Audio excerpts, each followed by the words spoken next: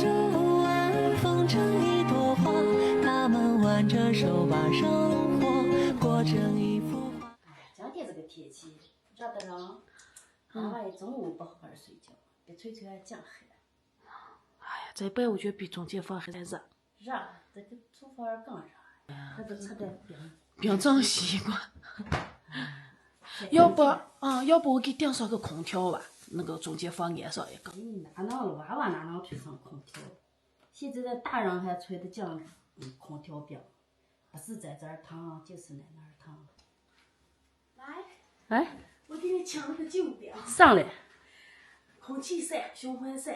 是哦，这种香了。买的大宇他们家的，然后这个空气循环扇特别好，落地扇，叶子还高，俩用的。这种的话，你可以放到那个桌面上，然后还有一个延长杆，你可以放到那个地上立式的嘛，都可以，把你弄起来，就放在地上就行。而且安装特别简单，这种它这个管是特别结实的。好嘞，咱就安装好了，而且在这给大家看一下，3个刀，是不是？0、1、2、3，3个刀，然后这个是可以按它，就是它可以左右摆动，也可以就是不摆动，就是控制在一个位置上。大宇他们家的这个就是循环扇，它跟过去咱们那种风扇不一样。你想清洗，不在这后底，在这下头螺丝拧开里头的那个导液，6叶导液也可以那个给它清洗。然后这个是静音模式的，就是你拆开，如果家里头有娃娃的，你准备给他吹风扇的话，循环。还有它是这个空气循环扇，就是现在当下比较流行的。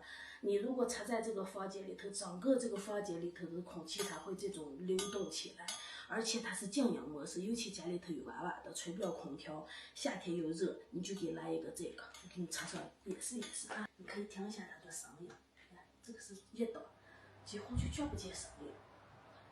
然后呢，它这种循环上的，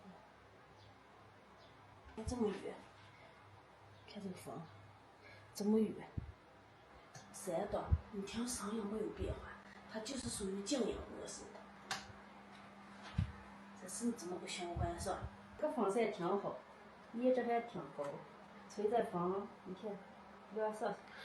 这个就把整个空气里头这个给你搅动起来、流动起来。吹到上面，凉爽。声音还不大。声音可不大了。但离咱们原来那个源头好像响的，没再放大。